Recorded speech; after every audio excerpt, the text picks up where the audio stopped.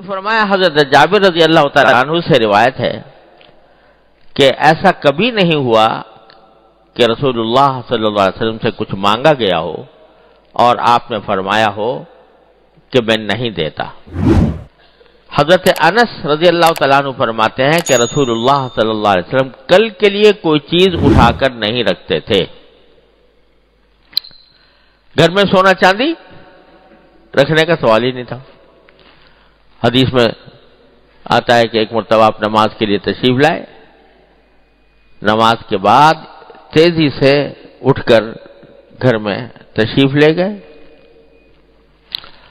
اور پھر واپس آئے۔ صحابہ کرام نے جلدی سے جانے کی وجہ پوچھی تو آپ نے فرمایا کہ مجھے یاد آیا کہ گھر میں کچھ دینار اشرفیاں پڑی رہ گئی تھیں، تو مجھے یہ اچھا نہیں لگا کہ دن گزر جائے اس کا اور میرے گھر میں وہ اشرفیاں پڑی ہوئی ہوں، تو میں پہلے ان کو ٹھکانے لگایا پھر آ کر نماز میں شامل ہوا۔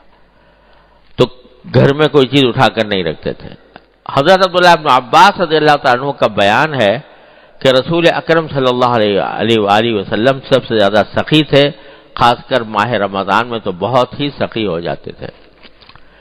ایک دفعہ حضرت رسول کریم صلی اللہ علیہ وسلم نے حضرت ابو ذر غفاری سے فرمایا کہ اے ابو ذر، مجھے یہ پسند نہیں کہ میرے پاس کوہ احد کے برابر سونا ہو اور تیسرے دن تک اس میں سے میرے پاس ایک اشرفی بھی بچی رہے سوائے اس کے جو ادائے قرض کے لیے ہو، تو اے ابو ذر، میں اس مال کو دونوں ہاتھوں سے خدا کی مخلوق میں تقسیم کر کے اٹھوں گا۔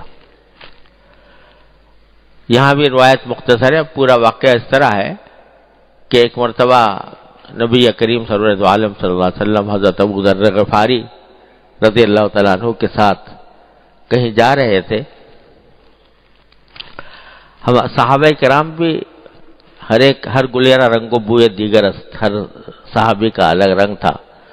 حضرت ابو ذر غفاری رضی اللہ تعالیٰ عنہ جو تھے یہ بھی عاشق زار تھے نبی کریم صلی اللہ علیہ وسلم کے، اور درویش منیش بزرگ تھے۔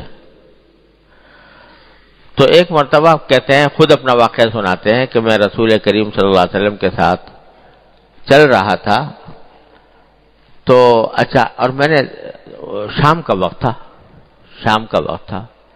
میں حضور کے ساتھ چل رہا تھا، تو آپ نے مجھ سے فرمایا اے ابو ذر، یہ سامنے احد پہاڑ دیکھ رہے ہو؟ احد پہاڑ نظر آ رہا ہے؟ اب وہ کہتے ہیں کہ میرے دماغ میں کچھ خیالات آنے شروع ہوئے کہ آپ کیوں پوچھ رہے ہیں، یہ احد پہاڑ نظر آ رہا ہے۔ تو ایک دم سے میں نے دیکھا کہ سورج ڈوبنے کے قریب ہے، غروب ہونے کے قریب ہے، اور مجھے خیال ہی آیا کہ جو آپ فرما رہے ہیں کہ احد کے پہاڑ مجھے دکھا رہے ہیں، تو شاید احد کے پہاڑ کے پیچھے یا اس کے پاس کوئی کام کرانے کے لیے مجھے بھیجنا چاہتے ہیں، احد پہاڑ کے پیچھے۔ اسی واسطے مجھ سے پوچھا کہ پہاڑ نظر آ رہا ہے۔ اب مجھے خطرہ ہوا کہ یہ سورج تو ڈوبنے والا ہے، اور اگر آپ نے مجھے بھیجا وہاں احد پہاڑ میں تو سورج کے ڈوبنے سے پہلے میں واپس آ نہیں سکتا، تو کس طرح ہوگا؟ اس ادھڑ بن میں یہ خیالات میرے دل میں آنے لگے کہ اگر آپ نے مجھے احد پہاڑ پر بھیجا کسی کام کے لیے تو غروب آفتاب سے پہلے میں واپس نہیں آ سکوں گا۔ تو ابھی میں یہ سوچ ہی رہا تھا تو آپ نے اس وقت فرمایا کہ ابو ذر، اگر یہ سارا پہاڑ احد کا میرے لیے سونا بنا دیا جائے تو 3 دینار سے زیادہ میں اپنے پاس نہیں رکھوں گا۔ سارا سونا بنا دیا جائے تو جتنے بھی دینار بنیں گے، اس سونے کے جتنے بھی اشرفیاں بنیں گی، ان میں سے کچھ اپنے پاس نہیں رکھوں گا سوائے 3 دینار کے، وہ بھی ارسدھا لدین، جو اس لیے اپنے پاس رکھوں گا کہ کبھی میرے اوپر اگر کوئی مال واجب ہو گیا تو اس میں سے کچھ ادائیگی کر سکوں، بس۔ باقی کوئی دینار میں اپنے پاس نہیں رکھوں گا، سارے کے سارے کیا کروں گا؟ تقسیم کر دوں گا لوگوں میں۔ تو اس میں سے ایک بھی میں اپنے پاس نہیں رکھوں گا، سب تقسیم کر دوں گا۔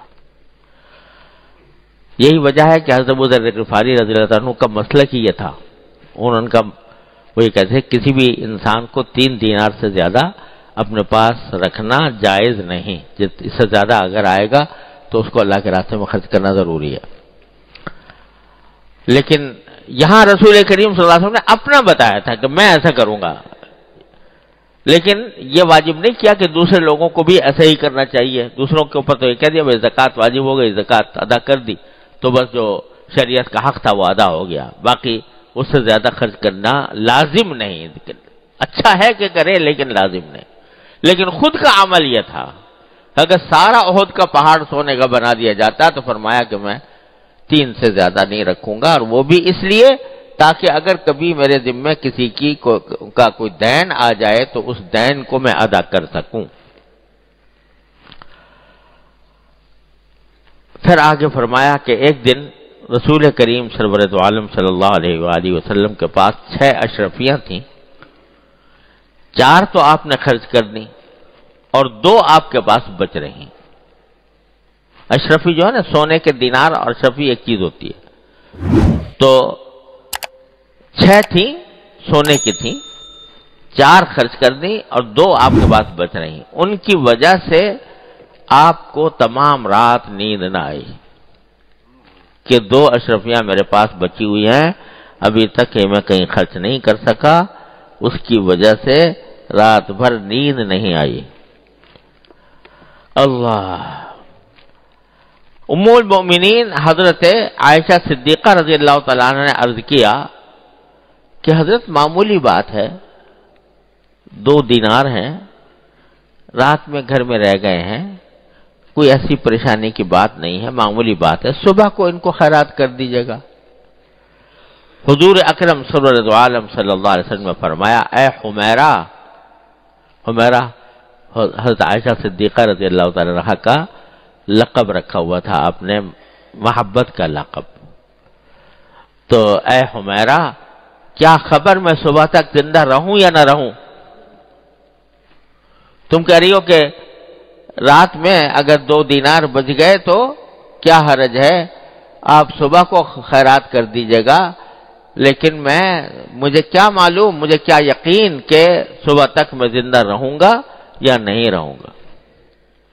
اس لیے پریشانی ہے کہ کس طرح میں نے اپنے گھر میں چھوڑ دیا یہ دینار۔ ایسی سخاوت روئے زمین پر کسی بھی انسان سے متصور نہیں جیسی سخاوت کا مظاہرہ حضور نبی کریم سرورت عالم صلی اللہ علیہ وسلم نے فرمایا۔ تو سخاوت بذات خود ایک عظیم سنت ہے، اور نبی کریم سرورت عالم صلی اللہ علیہ وسلم کے اسوہ حسنہ کا ایک بہت بڑا حصہ ہے سخاوت۔ آپ نے انتہا درجے کی سخاوت کر کے ہمیں کم از کم یہ شرم دلا دی کہ میں تو یہاں تک کر رہا ہوں، تم کچھ تو بڑھو، کچھ تو آگے چلو، کچھ تو سخاوت کا مظاہرہ کرو۔ یہ ہے نبی کریم صلی اللہ علیہ وسلم کی تعلیم۔ اب ہوتی کیا ہے سخاوت، کیسے پیدا ہوتی؟ وقت ختم ہو رہا ہے، اس لیے تفصیل میں جانے کا وقت نہیں، اللہ نے زندگی دی تو اگلی مجلس میں عرض کریں گے انشاءاللہ۔ لیکن خلاصہ یہ سمجھیے کہ سخاوت نام ہے اس صفت کا کہ آدمی جس جگہ انسان کو خرچ کرنا چاہیے وہاں خرچ کر کے دل خوش ہو، یہ سخاوت ہے۔ جہاں خرچ کرنا چاہیے، جو صحیح محل ہے خرچ کرنے کا، وہاں خرچ کر کے آدمی کا دل خوش ہو، یہ ہے سخاوت۔ خرچ تو کر دیا اور رنجیدہ ہو رہا ہے، افسوس ہو رہا ہے، ہائے میرے کیوں کر دیا، سمجھے؟ تو کر بھی بیٹھا بیچارہ، پیسے بھی گئے، خرچہ بھی کیا، اور بعد میں پچھتا رہا ہے کہ کیوں کیا۔ یہ بخل ہے، یہ بخل، یہ کنجوسی ہے۔